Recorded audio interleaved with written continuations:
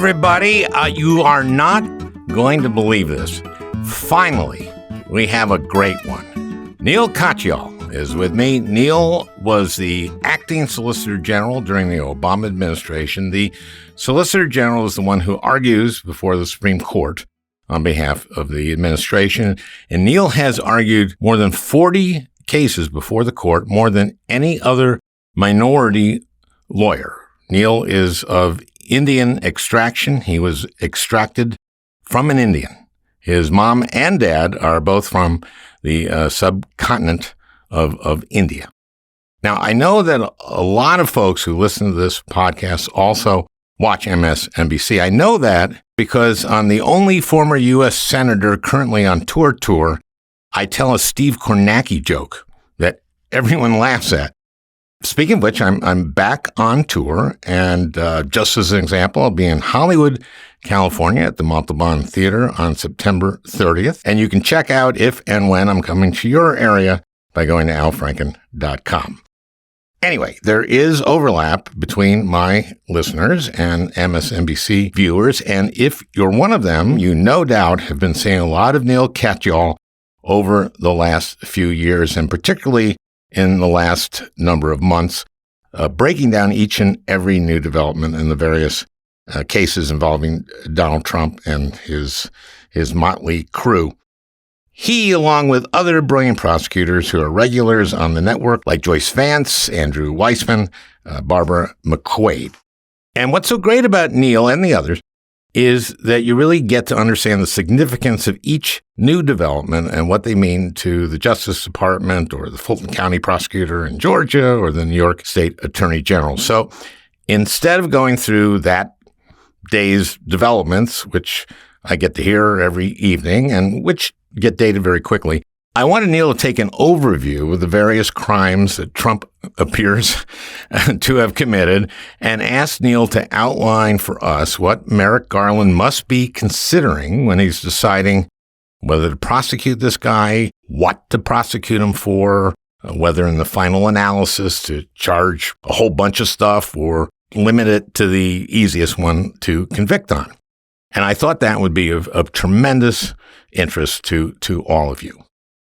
Now, I've been traveling a bit, so I taped this discussion with Neal on Thursday, September 1st, before Judge Aileen Cannon's ruling on the issue of the special master. And boy, talk about a biased ruling. You know, a lot of Trump-appointed judges did the right thing after the 2020 election. Rudy Giuliani, Sidney Powell, and other Trump lawyers brought over 60 cases in an amazingly lame effort to reverse the outcome of the election. And the Trump lawyers lost all but one case. And let me tell you about the absolutely meaningless one that the Trump team prevailed on. It was in Pennsylvania on curing ballots.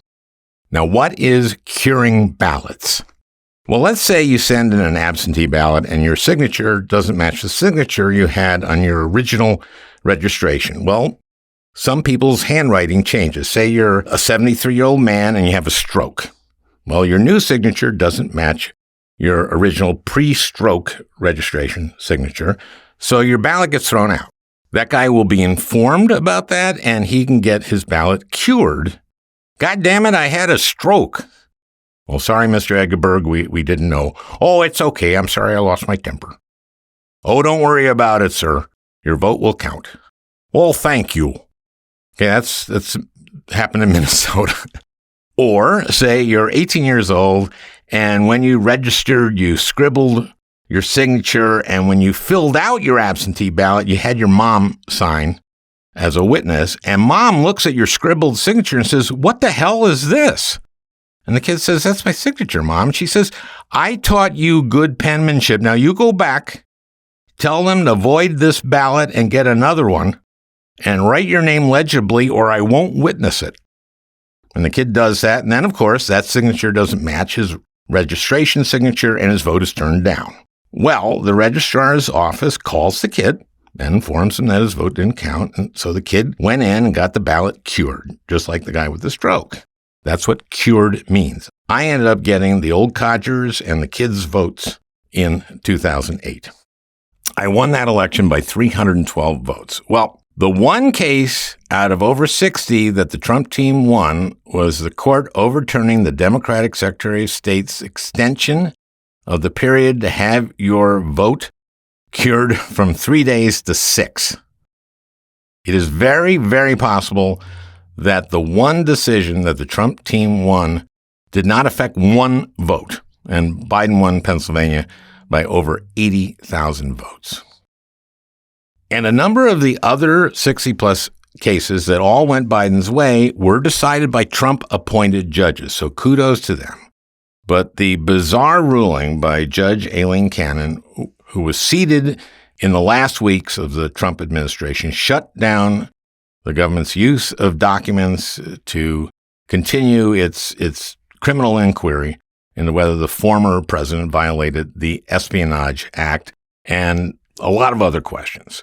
This has presented Merrick Garland with some difficult choices on how to proceed. Should he appeal, for example, and risk going into a long-delayed process at the 11th Circuit in Atlanta, which is stacked with Trump judges and could slow down this interminably? Now, I recorded this introduction on Thursday, September 8th, the day before the Justice Department responded to Judge Cannon, so I'm sorry, but we're behind the curve on the whole Mar-a-Lago top secret documents thing here. But I think you'll get a lot out of this overview of the whole panoply of cases that are piling up against Trump and how Neal views Garland's options. And you can certainly keep up with Neal's latest takes on the day-to-day, ever-changing terrain by tuning in to MSNBC. Now, without further ado, Neal Katyal, a great one, you know, for a change.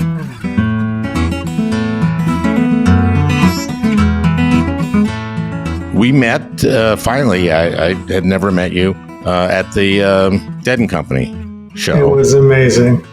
Wasn't it? It was.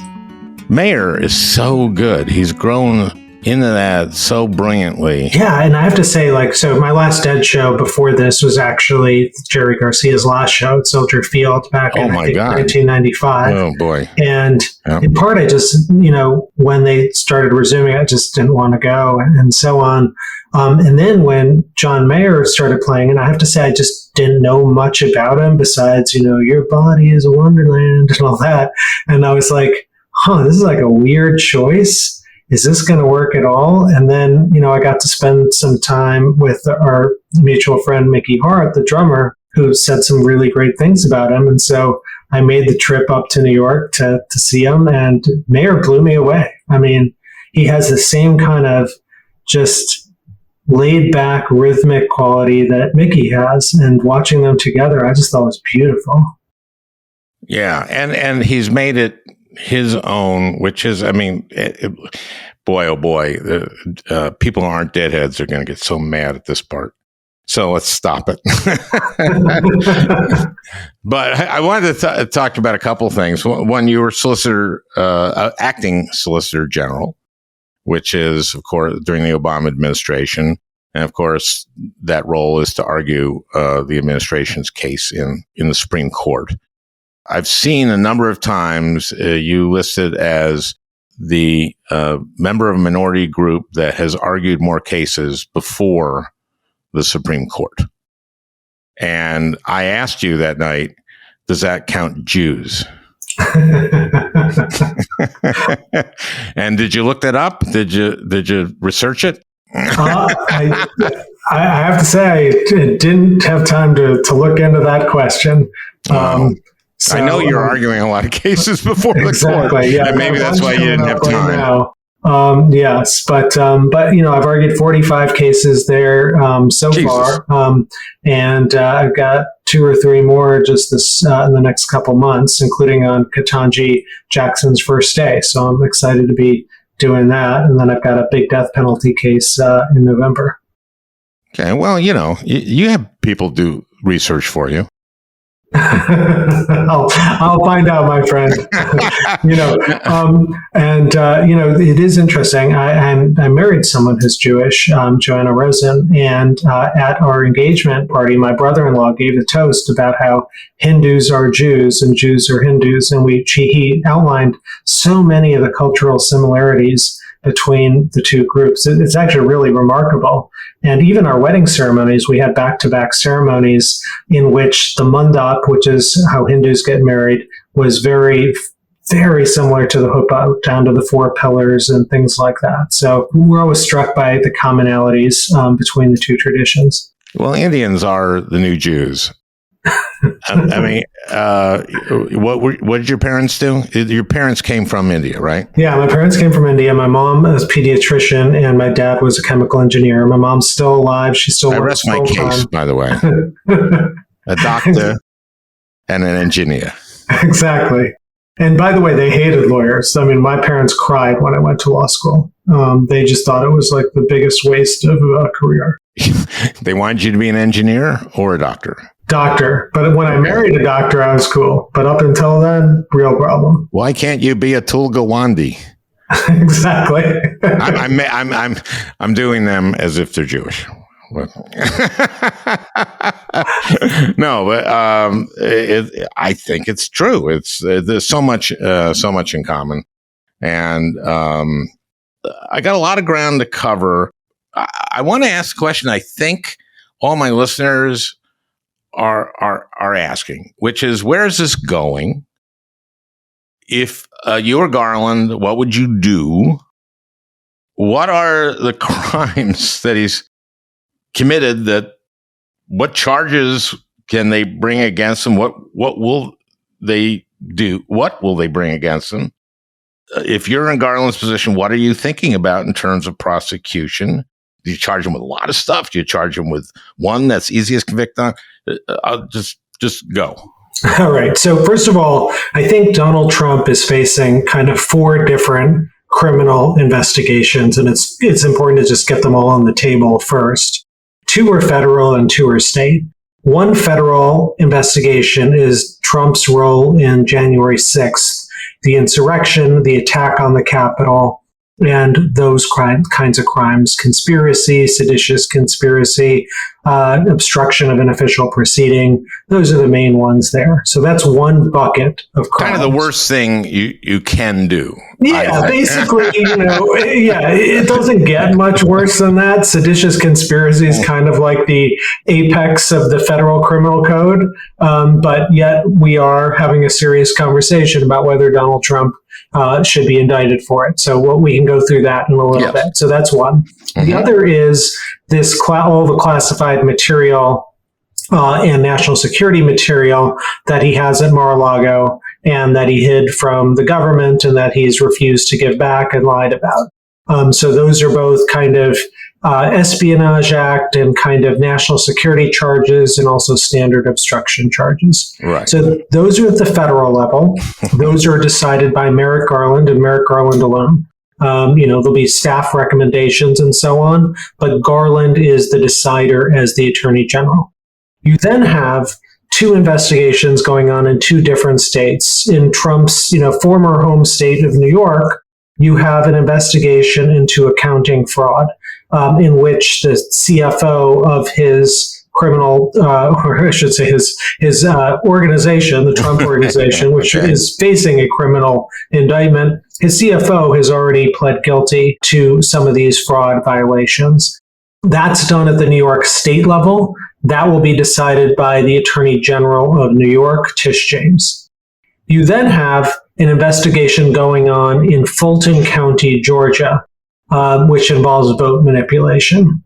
And that state investigation is being run by the local district attorney there, Fannie Willis, and she will be the ultimate decider on that. So that all is a long way of saying, each one of these is separate, but they may have overlap. It may be that something discovered in one investigation will matter to another. Indeed, we already know that the Georgia and New York prosecutors have started getting information and working with Congress and the January 6th committee. So There is, some overlap. It may be that when the search was executed at Mar-a-Lago, other documents were found relevant to these other investigations. I don't know. Time will tell. In terms of the Georgia investigation, I've always thought that the Raffensperger tape is a crime. It's obviously a crime. All I need is to find 11,780 votes. And later he says, if you don't do this, you can be in a lot of trouble, which is a threat. Correct. And it's on friggin' tape. I mean, Correct. It's on tape. And so to me, Lordy, there are tapes, Lordy. Yes. I mean, exactly. In Jerry Maguire, the line is, you had me at hello. You had me at the Raffensperger tape. This is a crime, as far as I'm concerned. So, and that is a federal crime. I know she's doing it. She's doing the investigation, but it's a federal election, right? That's a crime. It's a federal crime. It's federal and state both. Yes. And absolutely, it may be that the federal Justice Department's also investigating that. But I completely agree with you about the substance of the tape. Indeed, within 6 hours of it being released back in January of 2021, I wrote an op-ed in the Washington Post saying this is going to lead to Trump's impeachment. And at that point, everyone's like, "Oh, you're ridiculous!" Blah blah blah. Go away. And that's before, of course, the riot. It was before the riot. Yeah, it was like it was 2 days before or a day before. Yeah, I think 3 days. I think it's January 3rd. Yeah, which is January 6th. Okay, yeah. So, but I think you're absolutely right to say that is a clear-cut crime. You've got it on tape. You've got both. In criminal law, you need two things. You need an actus reus, a bad criminal act, and you need a mens rea, a criminal intent, a bad intent. And that tape reveals both of them. Trump is threatening this person unless he finds him the votes. And he's doing it in the most corrupt way possible. Go find me these votes. I mean, I grew up in Chicago. I've never heard of even that kind of vote fraud. My favorite thing about it is that he expected Raffensperger to do this, I think. And so can you imagine what that press conference would have looked like?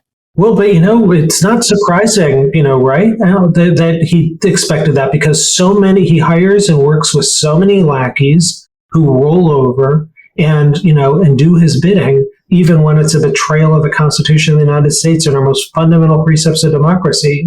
Trump's not dumb. He's been able to get away with this time and again.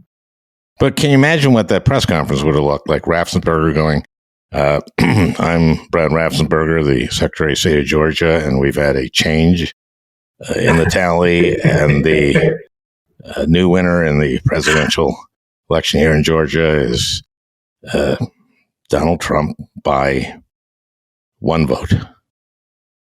I mean, that's what Trump thought he'd do. Okay, he'll do that. So if you're in Garland's position, what are you thinking about in terms of prosecution? Do you charge him with a lot of stuff? You charge him with the easiest to convict on? Well, Garland is a far more moderate, and I consider myself a centrist, but Garland is really as moderate as it gets. This is the guy who I'm sure has zero interest in being the first Attorney General of the United States to indict a former president of the United States. It's so anathema to the way he thinks. But Trump's behavior, both in committing the crimes and lying about it and obstructing it afterwards, in my mind, make it inevitable that Garland is going to ultimately bring a criminal indictment against Donald Trump. The question is just how big or small it will be, but I don't see a way at this point not to. So just starting with, and I think Garland will start with, the classified and national security information investigation from Mar-a-Lago. So at this point, we know several things. We know that Donald Trump stole these government documents. We know he lied about it. We know he hid the documents and then he kept them hidden. That the archives asked for them back, and they said they'd turn some back, but refused to turn them all back. The lawyer then certified for Trump that they had turned over everything. And that was in response to a grand jury subpoena saying turn over all the documents that bear the markings classified. So the lawyer said, okay, here are some documents, and I certify that's it. And then the Justice Department got information, I suspect from a confidential witness on the inside, that there were more classified documents. So they then went to a magistrate judge, a federal judge, and said, authorize this search. We have probable cause. That means we think it's more likely than not that crimes were committed in Mar-a-Lago and that there's evidence there. The judge signs that warrant, they execute it, and lo and behold, they find the goods. They find 184 more classified documents. So how does the Justice Department really look the other way at this point? It'd be one thing if Trump said right away, I'm so sorry, this was a mistake. I was busy planning a coup. I didn't have time to pack up the office properly. Whatever. His lawyer would say, do not say that. Exactly. No. Whatever. But instead, he thumbed his nose at law enforcement at every turn, both before and after the requests by the grand jury. And so, the Justice Department, when you're evaluating this stuff, and I've sat in on those meetings with the prosecutors, you're sitting there trying to apply the rule book from the past. And probably the most important thing in that rule book is, has this target been contrite? Have they been forthcoming ever since that we started talking to them? That's a hugely important thing in deciding whether to prosecute. What has this guy done? He has lied, refused, obstructed, kept calling them my documents, accused the FBI of planting these documents at one point, now claiming they planted a picture or, staged a photo and stuff like that. This is the worst It's amazing. way. This is the worst way for a criminal defendant to behave facing a serious investigation. And it is running right into the department's general view, which is, if you're going to commit crimes, one thing, but if you're going to lie about it afterwards to us, you're going to jail. Now, it seems to me that, yes, this is kind of open and shut. Everything you described, every step of that was a crime. Every step of it, everything. And different crimes. So it's not just the classified information or the national security information he retained. It's that he lied to the authorities about it. There's a separate charge here called obstruction of a grand jury proceeding in section 412. And it's just simply, if the grand jury asks for something and you say you gave it to them and you didn't, that's a crime just by itself. And they asked here not just for classified documents, but any documents that are marked that way, whether they're truly classified or not. So his whole kind of bogus, crazy theory that he had some sort of standing order to declassify, covert operations and everything whenever he brought them to Mar-a-Lago, which is an insane theory. But even if that's true, it's not going to get him out of these charges. You can charge him with all these different crimes, right? All these federal crimes, if you're Garland. The thing to me is that the most serious crime he committed was January 6th, was the try and subvert a democratic election, lying about who won and fomenting a riot in the Capitol. And that to me, and we've had months of this, the January 6th committee hearings have exceeded my expectations. I don't see how you don't do that. You don't charge in that. And I wonder what you need to prove there, because it's a very, very, very clear picture cumulatively. And I think you had him at Raffensperger. What's going on in your mind about that? Yeah, so it's obviously not the kind of simple case that the classified documents, national security information cases, that's just so easy that my first year law students could bring that prosecution and win it, I think. The one about January 6th, I think, is just more complicated. It's more serious. And these crimes are, as we were talking about a moment ago, kind of the height of the U.S. criminal code. And there's no doubt in my mind, after sitting through and watching the January 6th hearings, that Trump is guilty of them. And I certainly think it would be not difficult at all to convict him of the charges related to January 6th. It's just that it's a more complicated narrative. Now, federal prosecutors all the time bring cases with complicated narratives. Almost every white-collar crime case is going to have these features, making it hard, for it to reduce to a simple soundbite.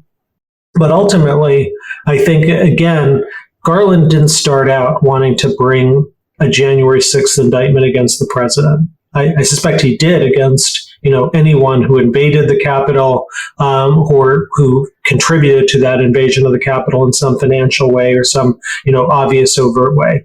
But I think that this is where the January 6th committee's work was so important, because what they did two things. They were able to marshal a ton of evidence that we didn't know. I mean, we had a whole impeachment proceeding with none of the people that Cassidy Hutchinson and people like that. None of those people showed up in the impeachment proceeding, but they all showed up in the January 6th hearings investigation. So we filled out a ton of facts that we didn't know before. So that's one thing about it. And the other is they did it in a way that made it intelligible, even though it's complicated, for the American public to understand.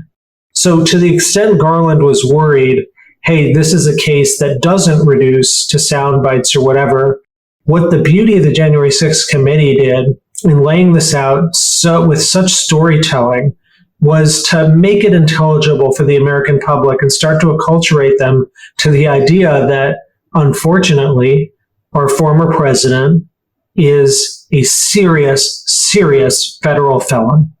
To kind of break it down, I think there are 3 charges that the government will be looking at, and these are the 3 charges that were mentioned by the January 6th committee in a filing in federal court in California.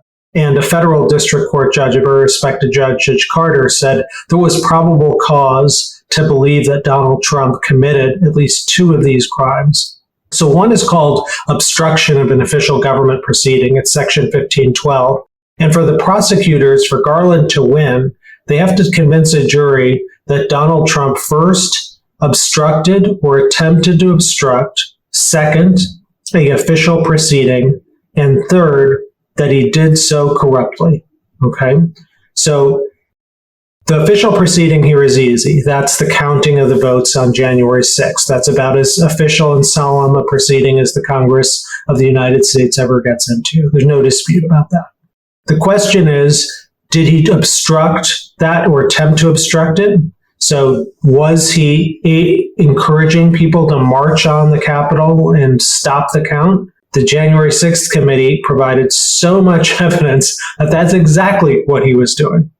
And then the question, criminal intent, did he do so corruptly? And this is, again, where I think that the committee marshaled so much evidence. I mean, he was told repeatedly by everyone, down to his daughter, that he lost the election. I mean, Bill Barr said he lost the election and told him so. And what did he do when he found out that there were, when there were weapons on January 6th? He said, remove the magnometers, remove the metal detectors. Let them They're in. not here to harm me. Yeah, not here to harm me. Who are they there to harm? Exactly. And then for over 3 hours, right, 181 minutes, he sat on his hands and did zilch, nothing. Didn't call the military, didn't call the National Guard, didn't call the Justice Department, didn't call Homeland Security. The Capitol is literally being invaded, and none of this, he does nothing. Instead, it took Mike Pence to actually do something. Well, he didn't put out a video telling them to go home. Yeah, later he eventually got to that, but even there, the committee was so beautiful with those outtakes. I mean, showing this guy still couldn't admit that he had lost the election at that point. But the fact that it took 3 hours and he's watching this violence, and that is dispositive. And I love the Cipollone tape where it was, did you think the president should tell people to leave? Yes. Did so-and-so? Yes. Did so-and-so? Yes. Did so-and-so? Yes. And it was like everybody there was saying, Jesus Christ, man. Yeah. People are dying. People are, and going to die. 100%. Total crook. I mean, and if nothing else, just the most incompetent act a president of the United States has engaged in our lifetimes, sitting there and doing nothing while there's bloodshed and an armed attack on our Capitol for the first time since the War of 1812. Well, he was hoping that the Secret Service would take him to Andrews Air Force Base and fly him to Yemen. But the vice president, the vice president, for a reason, wouldn't get in that car, right? Because he knew he didn't trust the driver. This would be the first time I think I've said that vice president engaged in a smart act, but maybe he did. Yeah, let me see. That was smart. I'm not sure it was the first time, but I can't recall. I can't recall exactly. one. I can't disprove that. I wish I could. What did he do? Something, somewhere, something. Anyway, I'll try to research that and put it in the opening, in the monologue. Okay, so that's one. Yeah, so that's one charge. The second charge is conspiracy to defraud the United States. And the idea there would be, everyone voted, the U.S. government spent a lot of money on that election, a lot of resources and the like. And you've got a person who's trying to orchestrate an attempt to claim he won and to throw out that lawful count. And one of the beautiful things about conspiracy charges, it goes all the way back to England several centuries ago, is that by design, the plot doesn't actually need to succeed. It's all about the agreement to do something illegal. It's not about actually pulling it off. So prosecutors don't need to wait, for example, until a bomb goes off or hear until the election results are wrongfully thrown out before bringing charges. And so in order to prove that, they're going to have to show that Donald Trump agreed with someone else to try and throw out the election. And here, the relevant targets, John Eastman, Trump's lawyer, is one, Rudy Giuliani is another, and Mark Meadows is a third. And we know that the government is looking at all three of them for possible criminal activity with respect to January 6th.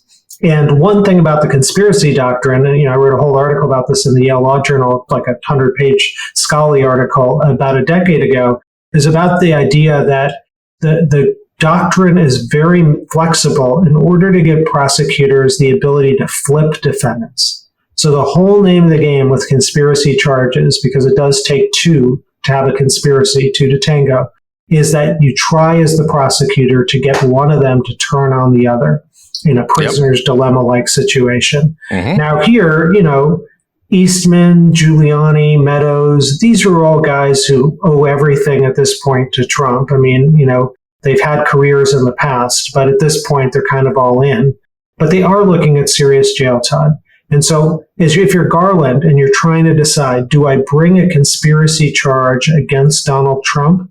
One key question is going to be, have I been able to flip these other people to get them to testify against Trump? And if you can get their former lawyer involved in this, I don't know what we call Rudy Giuliani, kind of a Four Seasons conference planner / lawyer. I don't know.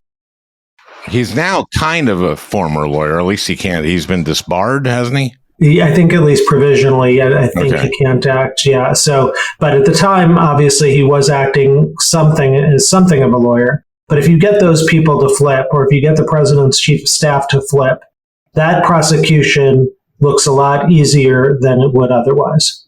That's the second bucket. And then the third one, and the biggie, is what's called seditious conspiracy. And as I said, it is one of the most serious charges in the federal code, but it's also, I think, actually the hardest one to bring against Trump. And that's because it requires prosecutors to prove that two or more people agreed to use force to delay the execution of the law or to overthrow the government.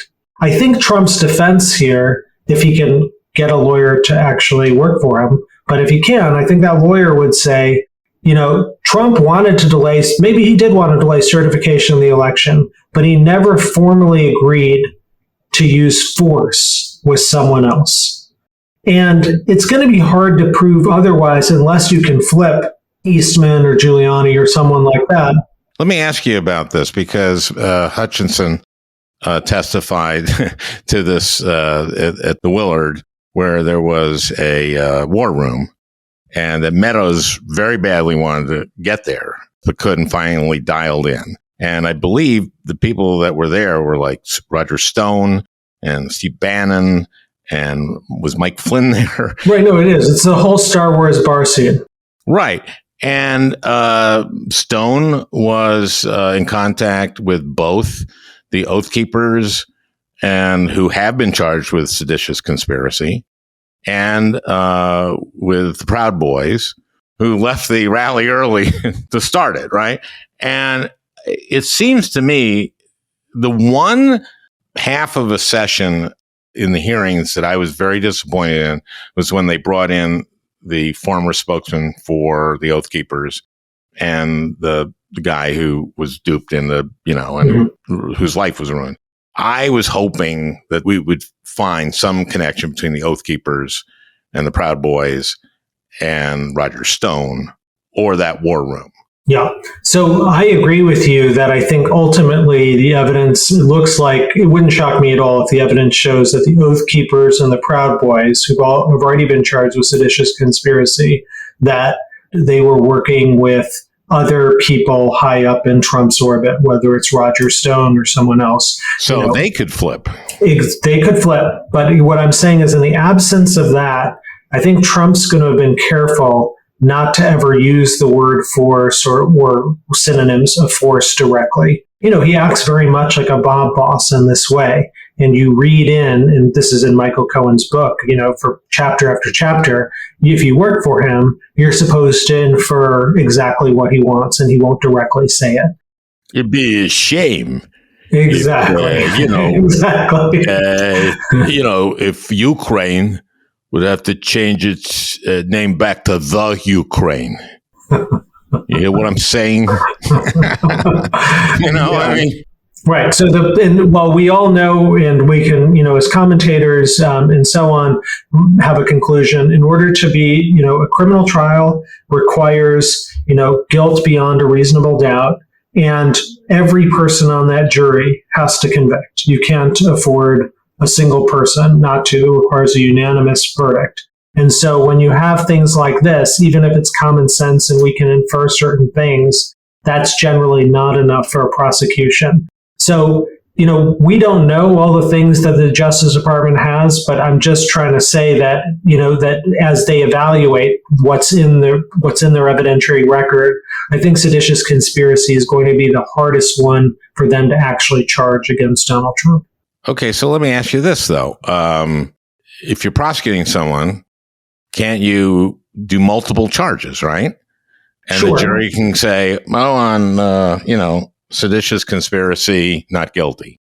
Sure, absolutely. You've always, as a prosecutor, have an ethical duty to make sure that, that you can meet the standard of proof. And obviously, you don't have to have a certainty about it, but you do need to satisfy, a standard in legal ethics that, you can't just bring any unsupported charge against anyone. But obviously here, I don't think there's any risk of anything like that. But still, sometimes you actually just bring a more streamlined case because you want it to be simple and clear for the jury. Sometimes if you overplay your hand, it can rebound and hurt the low-hanging fruit. Right. Now, one question, that I think is implicit in what you're asking is, okay, there are these two totally separate buckets here. There's January 6th and there's Mar-a-Lago and the documents there. Is that one prosecution or is it two? And I think it's two totally separate prosecutions, just because they're really pretty different from one another. And indeed, venue may be different from one another because it may be that the Mar-a-Lago indictment happens in Florida. It doesn't have to. It seems like that one is so cut and dried, but, Yeah, it is. I'm glad to see Merrick Garland acting appropriately here and with some toughness and resolve. I don't think that there is a way that he can look past this. Trump made one mistake. He pissed Merrick Garland off. He made just one mistake. My God. Yeah, this is astonishing. Well, I do want to say something about it just because I've worked with Garland over the years. I've argued cases before him and so on. Whether you piss Garland off or not, that's not going to matter one bit to how Garland's going to approach this. He is going to be worried about, any defendant that lies to his folks. And, that's standard department policy to think through that when you're thinking about a criminal indictment. But I have no doubt in my mind that Garland is going to sit there and try and take himself out of the equation. And no human being can do that 100%. But I have more faith that he would do it than virtually anyone in this town. Yeah, that's what I understand about him and why when he wasn't taken up for the court, it was, the Biden rule. Don't get me started on that. Not taking him up for the court because he's like the perfect Supreme Court justice, Yeah. And they didn't want to hear him because everyone would have seen that. Right. So 100%. I mean, this is Senator Orrin Hatch, a very prominent Republican who chaired the Senate Judiciary Committee, said, can never say a bad word about Merrick Garland. What's next? What do we? I guess the January 6th committee is going to resume, right? Yeah, so we're expecting some hearings, probably later this month or next month. I think that they have a fair amount of loose threads that they want to wrap up on that committee. I think prosecutors now are studying that record already to decide whether to bring an indictment. So that's what's going on here in D.C. And then in the field in Mar-a-Lago, the U.S. Attorney's Office, in consultation with Justice Department officials in Washington and the intelligence community, are trying to figure out how harmful what Trump did is and, whether an indictment should be brought. And there is a general Justice Department policy that you don't indict 60 days before an election. That's really about when someone's running. Donald Trump is not running, much as he acts sometimes like he is. So I don't think the policy formally prevents the department from doing anything, even in October. But I suspect that Garland will wait until after November if he doesn't move very quickly. And, I don't see any reason why he would move, this week, next week. Yeah, so there's no reason. Get your ducks in a row, make sure that everything is right. Triple check everything before you do something like this. But, right now, if I had to predict, I think we are looking at an indictment of Donald Trump for the Mar-a-Lago classified and national security documents and the accompanying obstruction of justice in November. It's kind of interesting because Trump, it was suggested that he had a strategy of announcing that he was running so that he was a candidate, so he could say that any prosecution was political. But now you see Republicans going, don't. Right. And also it's so interesting that the RNC is refusing to fund his defense at Mar-a-Lago. They're paying for his January 6th stuff, but they won't even pay for what he's doing at Mar-a-Lago because I think they've realized this is, so atrocious and so beyond the pale. But then again, they called the January 6th incursion legitimate political discourse. Yes, exactly. Holy crap. Well, this is a good overview for my listeners. I just appreciate being able to tune in to see you on MSNBC almost every night and get the latest update on each thing that's breaking. But I really, really appreciate this overview. And I think my listeners will as well. Well, thank you. And I appreciate both your service to the government, your service to our humanity and keeping us sane, and for this terrific podcast. So it's been a privilege to be on with you. Did you hear that, everybody? Okay. Well, thanks a lot. Thank you, my friend. Well, I hope you enjoyed listening. That beautiful music is by Neal Katyal, the great Neal Katyal. I want to thank Peter Ogburn for producing this podcast. We'll talk again next week.